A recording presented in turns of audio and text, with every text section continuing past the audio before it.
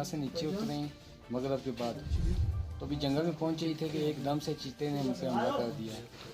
तो चीता था तकरीबन काफ़ी बड़ा था और काफ़ी जो है ना वो मोटरसाइकिल गिरा और उसके बाद जो है ना उससे काफ़ी हमें ज़ख्मी किया और उसके बाद निकल गए। मलका कोसा और मरी में संदिया के मुकाम पर मोटरसाइकिल सवार 2 नौजवान घर जा रहे थे कि चीता ने इन पर हमला कर दिया, जिससे मुराद नामी नौजवान शदीद जख्मी हो गया, जिसे अस्पताल मुंतकिल किया गया। इससे पहले भी मरी के मुख्तलिफ इलाकों में लोगों पर चीते के हमलों के बेशुमार वाक़यात रूनुमा हो चुके हैं। सियाहों की बंदिश की वजह से जंगली जानवर भी अब शहरी इलाकों की तरफ रुख कर रहे हैं। कहीं आबादियों में पहुंचकर लोगों के माल मवेशियों को हलाक करते हैं और अब चीतों ने इंसानों को भी निशाना बनाना शुरू कर दिया है।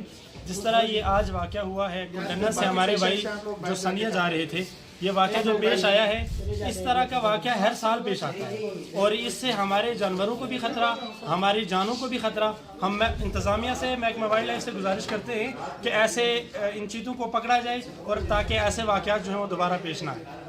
चीतों ने इंसानों को भी निशाना बनाना शुरू कर दिया है, लेकिन महकमा वाइल्ड लाइफ इस पर कोई तवज्जो नहीं दे रही, जिसकी वजह से इलाका में खौफ व खराश फैल गया है।